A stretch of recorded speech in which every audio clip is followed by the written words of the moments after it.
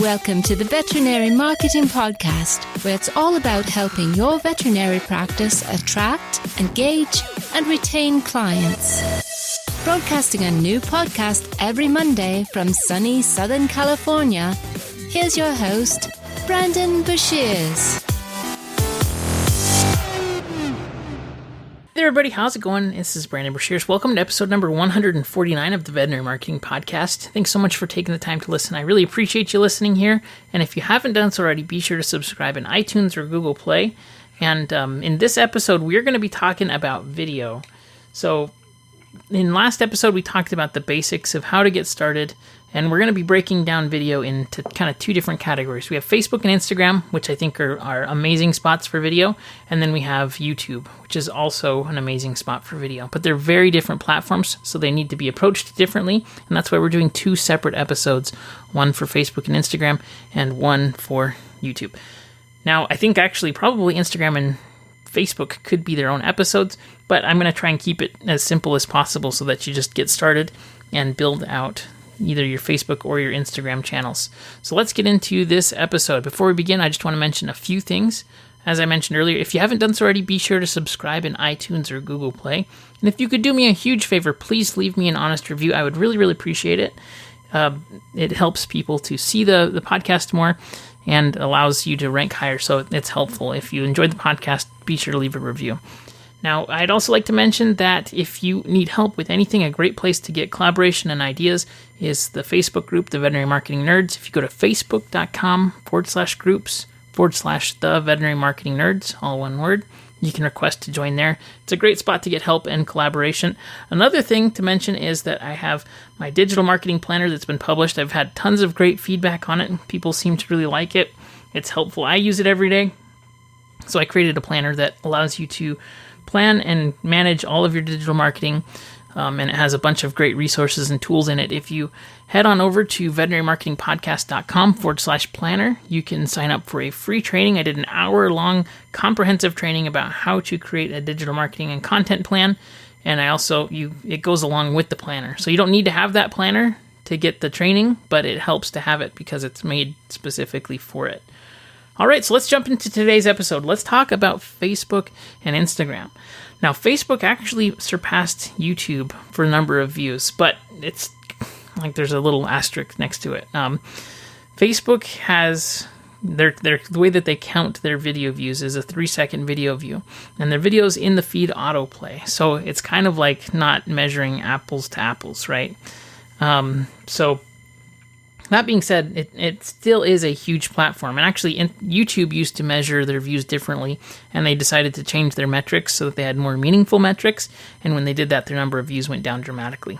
But that's kind of besides the point. Today, we're talking about video. And I think that when you think about Facebook and Instagram, you need to think about kind of what you're competing with, what people are using the platforms for. So it's a lot more of engagement and entertainment and fun and stuff like that. People, if you think about kind of the content that works on Facebook, think about what people are posting and what people are engaging with. And for me, I don't know if this is for you, but Facebook is oftentimes all about arguing about politics. And I don't know if I just am friends with grumpy political people. I personally don't engage in political talk just because I'm so tired of it. But I think that probably pretty similar for most people that you see politics all the time. It's just something interesting to think about. And Instagram is a lot more beautiful. It's a lot more curated. It's like the highlight reel of everyone's lives. I was looking for the first time at it was like, I don't know how I fell into this rabbit hole, but it was like moms that were posing with their kids, like cooking things. And it was like so picturesque, and I was like, I wonder how long it took for them to get all of their kids to smile and the whole house to be cleaned up. And anyways, you just deal with that kind of curated level of non-reality inside of Instagram. It's important to note though, because people are posting beautiful pictures of beaches and workout people, and pretty much everything is kind of beautiful on Instagram. So that's kind of what you're dealing with to compete with, to stand out. It's important to think, what is the kind of content that's working on the platform, and what is it that makes you stand out in your practice.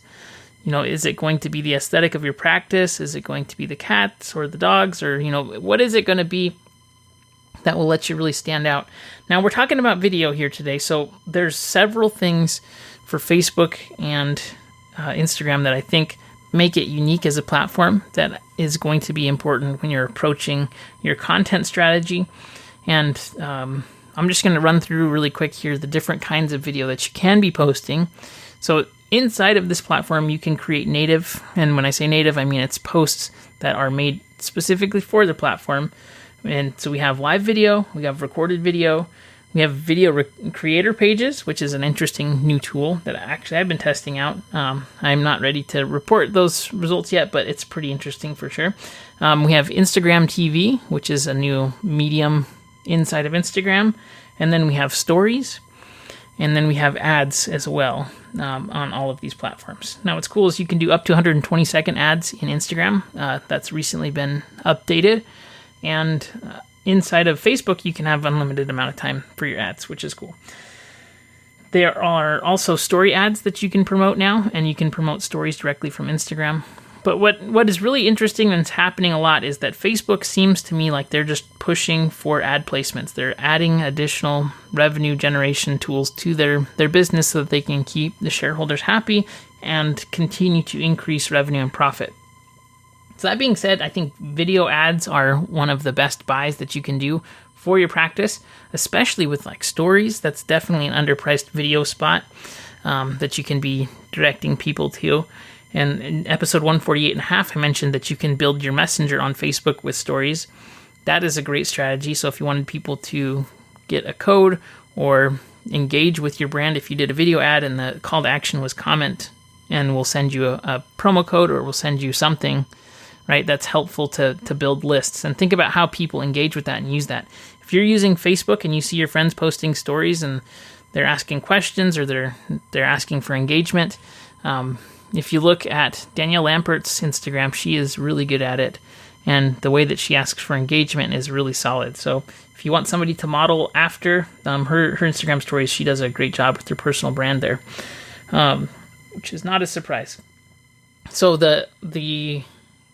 let's talk about live video first. I think live video is one of the kind of unique things to Facebook and Instagram that really separates it from other platforms.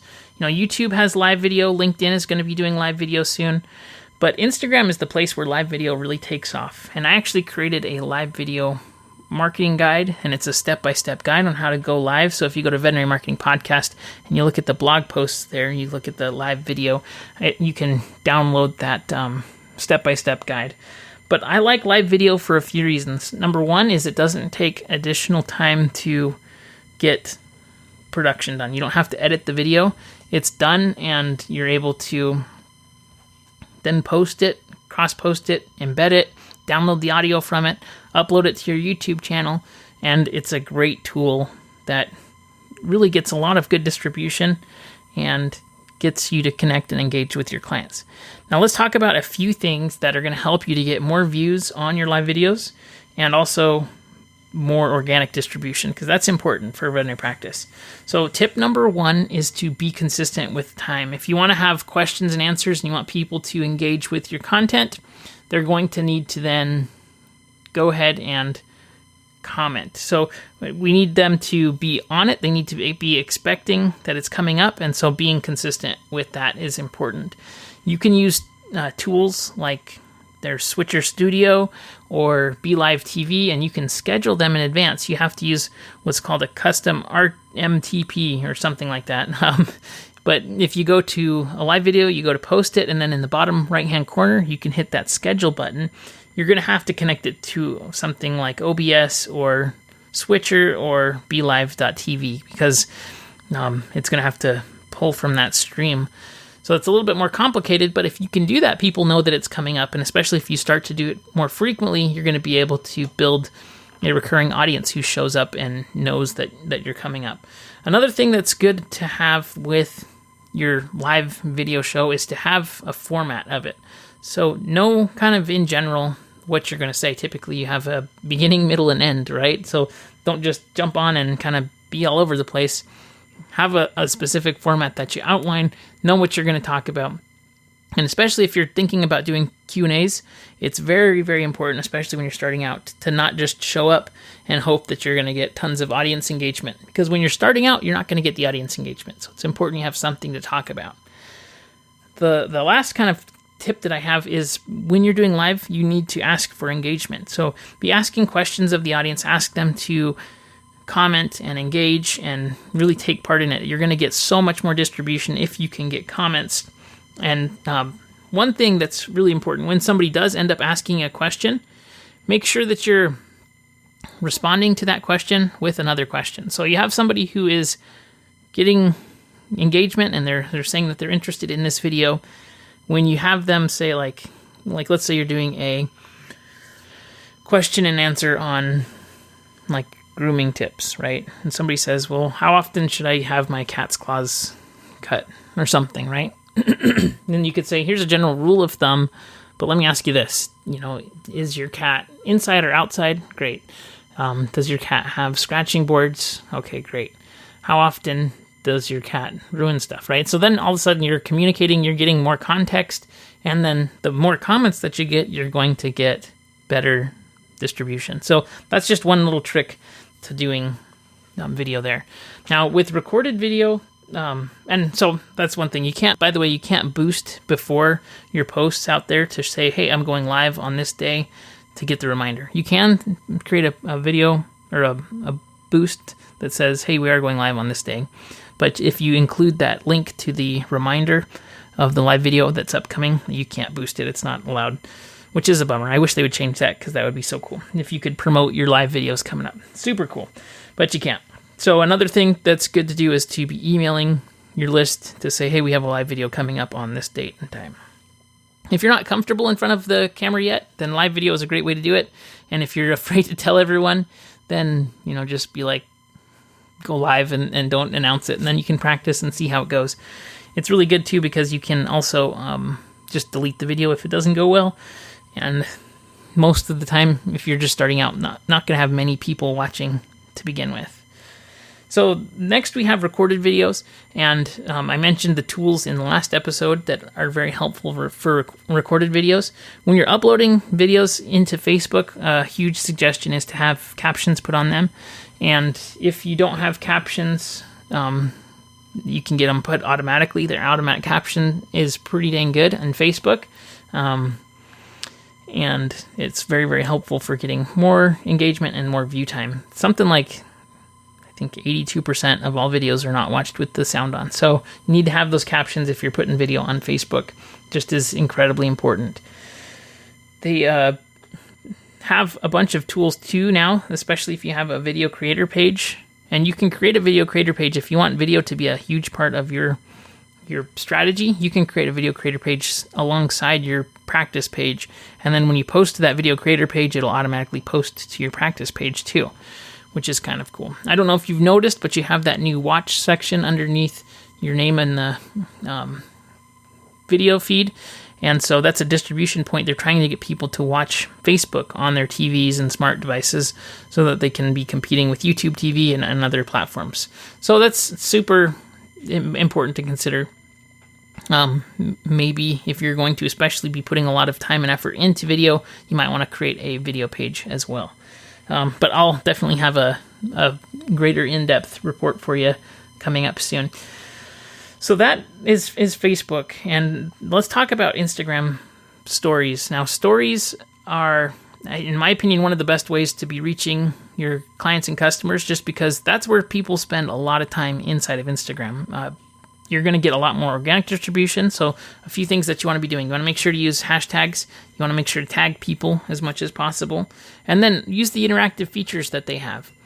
When you're posting to Instagram, though, note that if you're posting it from Instagram, it's going to connect to your Facebook page. You don't have the same level of tools inside of Facebook. So like when you put a poll or you put, they have the slider or these other things that you're going to be using native to Instagram, that doesn't translate to Facebook. So maybe if you're going to be doing a cross-platform type thing, which I don't think is a bad thing, especially if you're time-strapped in practice, posting from your Instagram stories to your Facebook stories is not a bad thing. in my opinion. I know some people don't say for sure, but if you're dealing with the reality of creating tons of content and you don't have time, then getting two birds with one stone is always a good thing, in my opinion. But the stories are great for behind the scenes things, building culture, talking about things that are on your mind, and just giving people context so that they can build a relationship with you. If you're showing up in their stories, you're going to be top of mind. It doesn't take a ton of work to use stories, and it just is a great way to make a huge impact. You can also do live video inside of stories. You can bring people on and do interviews, and it's just a really interactive and great platform for video. So I think that Instagram stories should be part of your marketing plan and strategy, and you should schedule time to actually put time into it to do it. So that is important. Now let's talk about Instagram TV. They launched Instagram TV, I want to say a little bit over a year ago, and it fell pretty flat, which is kind of not surprising. Instagram is not a long-form platform in general, and so there was a lot of hype and excitement when it came out, but it didn't really go anywhere until recently, when they've just announced that they are going to be allowing you to promote a quick 60-second clip inside of your Facebook. I'm sorry, not your Facebook, but inside of your Instagram feed. They're going to put a preview of the video automatically. I think this is a huge benefit. And I was posting some Instagram TV videos on my Instagram profile. So if you aren't following me on Instagram, be sure to head on over to there. You can go to veterinarymarketingpodcast.com, and if you click on, it's just my name. So Brandon Brashears is my Instagram handle. Follow me, I'll follow you back. And so I was getting seriously like 7 to 10 views on the videos that I was posting to Instagram TV, and it was a bummer in general. It just was not worth putting the time into getting the videos up there. But since this change in their focus that they've been wanting to get Instagram TV videos in, I've seen a huge jump. So I've been getting like 120 views per video now. So that's pretty impressive. I mean, that's like a 10 times boost in videos. And I don't have a huge following on Instagram. I've got like 670 followers. So if you're considering doing Instagram as a serious focus, it's actually not hard to export your video. So what you do first is you export it normal, and typically if you're going to do a 1080 HD video, you're going to have the pixel size be 1080 pixels tall by 1920 pixels wide. Sorry, I messed that up. So 1080 by, they say that the aspect ratio is 1920 by 1080, and that's an HD video. So instead of doing that, what you do is after you've exported it, you're going to export it again, but this time you're going to flip the ratio. So it's going to be 1080 by 1920. And then you can upload it on desktop. You head to Instagram.com, you click on your profile, then you click on the IGTV video. I actually made a tutorial on how to do this. I'll embed it in the page of the show notes here today, so that it's on. So if you go to veterinarymarketingpodcast.com, you search for episode 149, you'll be able to see step by step. I made a tutorial on how to do this. It's actually very simple. And if you're just repurposing content that you put on YouTube, you can add it to your IGTV. Now there are a few things that you need to do. You should make a custom thumbnail for it. You can do that in Canva, and it has to be less than 10 minutes. So just wanted to mention that. But I think that it's a great place to be adding content, especially because it doesn't take much more work, and you're able to get a lot more views and engagement and things like that. So I just wanted to mention that for sure. So that's actually going to do it for today's episode. If you're on Instagram and Facebook, just be using your content, especially for top of funnel awareness. I think that if you're putting out video, you're engaging with clients, and Facebook and Instagram for me is a very good branding play. If you're using Google Ads to drive people in just because cost per clicks have gone up on Facebook, I think it makes sense to be focusing on client acquisition on Google. We're driving them to Facebook, and then we're keeping in touch with them on Facebook. You're able to get really, really cheap views on both Facebook and Instagram. And then you can use stories and things like that for middle of funnel type stuff where you're saying, hey, sign up for our free guide, or come in for an appointment. We have a few spots open today. We're doing a special. If you get this, you'll get this with it. You can do that kind of content in stories, and it's a really, really great way to engage with your audience and actually sell things and show people offers. So I hope that this was helpful today. If you have any questions at all, please don't hesitate to reach out. If you, again, haven't subscribed, be sure to subscribe in iTunes or Google Play. And if you could do me a huge favor, please leave me an honest review. And I will see you on next week's episode. Have a great day, and talk to you soon.